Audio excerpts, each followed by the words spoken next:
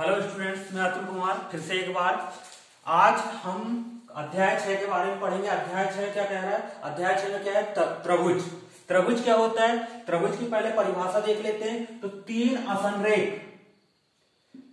असंरेख बिंदुओं को मिलाने से बनी बंद आकृति क्या कहलाती? त्रिभुज कहलाती। असंरेख का मतलब क्या होता है? जो मतलब एक ही रेखा में ना हो, एक ही लाइन में ना हो। तो तीन असंरेख बिंदुओं को मिलाने से बनी बंद आकृति त्रिभुज कहलाती, या तीन भुजाओं से बनी बंद आकृति त्रिभुज कहलाती। इसकी सही ऑथेंटिक परिभाषा यही है कि तीन असंरेख बिंदुओं को मिलाने से बनी बंद आकृति क्या कहलाती है? त्रिभुज कहलाती। अब इसके बाद समरूपता के बारे में देख लेते हैं। समरूपता क्या होती है? तो समरूपता को जानने से पहले सर्वांग समता के बारे में जानते हैं। सर्वांग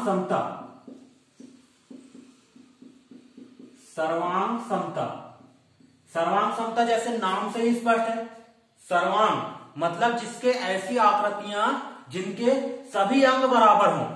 क्या? सभी अंग बराबर हो और उनके सभी अंग कैसे? समान आकार मतलब क्या? शेप। समान शेप के हों और कैसे हों? समान आमाप के हों। समान आमाप के हों, या इसी को कह सकते हैं साइज के हों। तो ऐसी आकृति क्या कहेंगे अपन? सर्वांग सम कहेंगे या सर्वांग समता कहेंगे ऐसी आकृतियों, ये गुण को। तो इसी से निकला है क्या? समरूपता। समरूपता को एक प्रकार से मान लो कि सर्वांग समता का बेटा ही है। इसमें इसके थोड़े से गुण आ जाते हैं, कुछ गुण आते हैं। तो समरूपता किसे कहते हैं? या समरूप किसे कहते हैं? ऐसी आकृतियां जो समान आकार की हों। किस आकार की हों? समान आकार की हों, या उनका शेप कैसा हो? एक समान हो। उनको कौन सी आकृति कहते हैं? समरूप आकृति कहते हैं। और यह गुण क्या कहलाता है? समरूपता कहलाता है। उनके लिए जरूरी नहीं है कि उनका समान आमाप हो, या उनका साइज कैसा हो? बराबर हो या समान हो। केवल और केवल क्या आवश्यक है? उनका आकार समान हो, उनका शेप क्या हो? समान हो। तो तो वे आकृतियां क्या कहलाती हैं? समरूप आकृतियां कहलाती है। और उनका यह गुण क्या कहलाता है? समरूपता कहलाता है। अब इसके बाद समरूप हो गया। अब उसके बाद समरूप त्रिभुजों के बारे में देख लेते हैं। तो समरूप त्रिभुज क्या होते हैं? समरूप त्रिभुज मतलब ऐसे त्रिभुज जिनके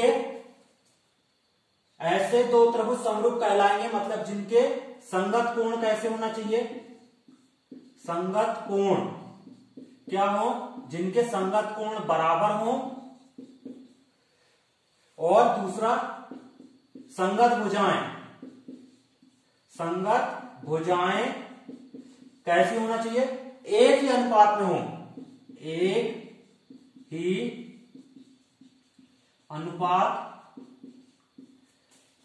अनुपात में हो। तो वे त्रिभुज क्या कहलाते हैं? समरूप त्रिभुज कहलाते हैं। फिर से देख लेते हैं एक बार। समरूप त्रिभुज किसे कहते हैं? ऐसे दो त्रिभुज जिनके संगत कोण बराबर हो और संगत भुजाएं एक ही अनुपात में हो, तो उन त्रिभुजों को क्या कहते हैं? समरूप त्रिभुज कहते हैं। समरूप त्रिभुजों के अलावा समरूप आकृतियों के और उदाहरण होते हैं। जैसे सभी वृत्त कैसे होते हैं? एक से आकार के होते हैं। तो ये भी वृत्त भले ही उनकी त्रिज्या अलग अलग हो, तो वो कैसे कहलाएंगे? समरूप होंगे सभी वृत्त। और इसी प्रकार सभी वर्ग भी कैसे होते हैं? सभी वर्ग भी समरूप होते हैं। और सभी समबाहु त्रिभुज मतलब जिसकी तीनों भुजाएं कैसी हो? बराबर हो, तो उस त्रिभुज को समबाहु त्रिभुज कहते हैं। तो सभी समबाहु त्रिभुज भी कैसे होते हैं? समरूप त्रिभुज होते हैं। और यहां पे अब ये समरूप त्रिभुज हो गया। समरूप त्रिभुज किसे कहेंगे? ऐसे दो त्रिभुज जिनके संगत कोण बराबर हो, उन्हें समरूप त्रिभुज कहेंगे। फिर से दूसरी कंडीशन क्या है? जिनकी संगत भुजाएं एक ही अनुपात में हो, या इसी को कह सकते हैं समानुपात। किसमें हो? समानुपात में हो, तो उन त्रिभुजों को क्या कहेंगे? समरूप त्रिभुज कहेंगे। अब समरूप त्रिभुज के लिए क्या क्या प्रतिबंध है त्रिभुजों के समरूप होने के लिए? तो इसके लिए मान लो किसी त्रिभुज के तीनों संगत कोण दूसरे त्रिभुज के कोण से बराबर है। मान लो एक त्रिभुज के तीनों कोण दूसरे त्रिभुज के संगत कोण से बराबर हैं, तो वो त्रिभुज क्या कहलाएंगे, समरूप त्रिभुज कहलाएंगे। इसको चित्र से देख लेते हैं।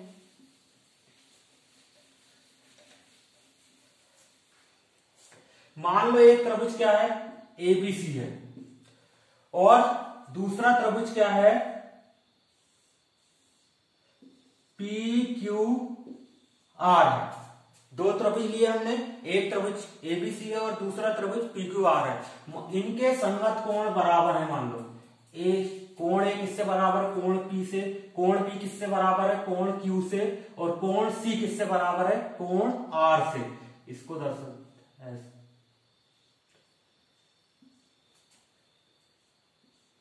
इसके ये बराबर है, तो ये त्रिभुज क्या कहलाएगा, समरूप त्रिभुज कहलाएंगे। इसको क्या कंडीशन है, इसको मान लो यहां पे कोण A बराबर कितना है, कोण P, कोण B बराबर कितना है, कोण Q, और कोण C बराबर कितना है, कोण R। तो इसको कौन सा प्रतिबंध कहेंगे, कोण कोण कोण समरूपता, या इंग्लिश में कोण को एंगल कहते हैं। तो ए समरूपता, इसको कौन सी समरूपता कहेंगे, ए समरूपता।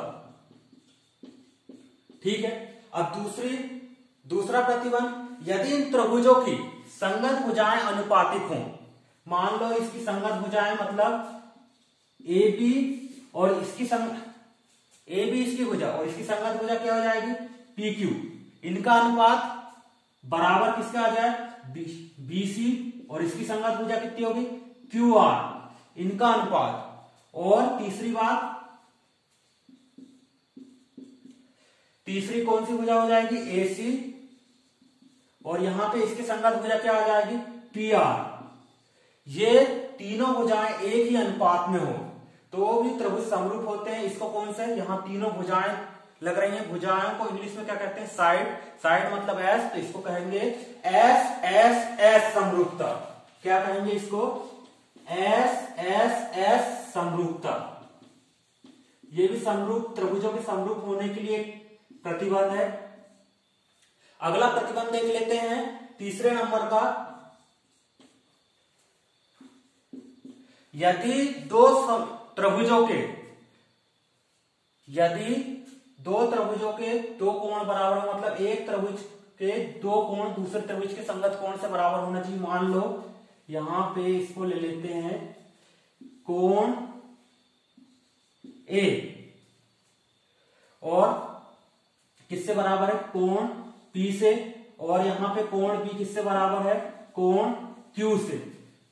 किसी भी त्रिभुज के दो कोण बराबर हो तो भी एक समरूपता का ही प्रतिबंध है। इसको कहते हैं कोण कोण समरूपता या ए समरूपता। क्यों, क्योंकि त्रिभुज के दो कोण बराबर हो तो ऑटोमेटिक त्रिभुज का मतलब एक त्रिभुज के दो कोण दूसरे त्रिभुज के दो कोण से बराबर हो तो ऑटोमेटिक उनका तीसरा कोण भी बराबर होगा। तो इसको क्या कह देते हैं, कोण कोण समरूपता या ए समरूपता। फिर अगला प्रतिबंध है चौथे नंबर का। चौथे नंबर का प्रतिबंध क्या कह रहा है, यदि किसी त्रिभुज की दो भुजाएं आनुपातिक हो, मतलब दूसरे त्रिभुज, यहां पे चौथे नंबर का ए बी और किसका, पी क्यू का अनुपात बराबर हो किसके, बी सी, और यहां पे किसके, क्यू आर, इनका अनुपात बराबर हो।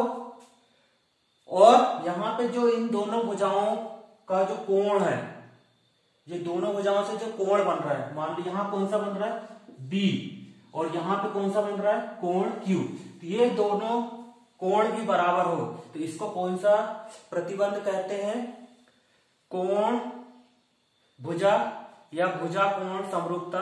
तो इसको कह देते हैं कोण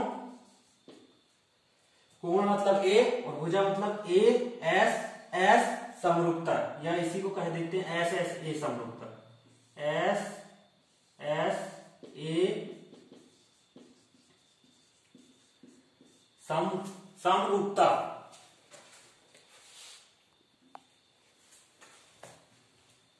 यह पुस्तक वाला इसको ऐसा लिखता है, एस ए एस समरूपता मतलब भुजा कोण भुजा समरूपता।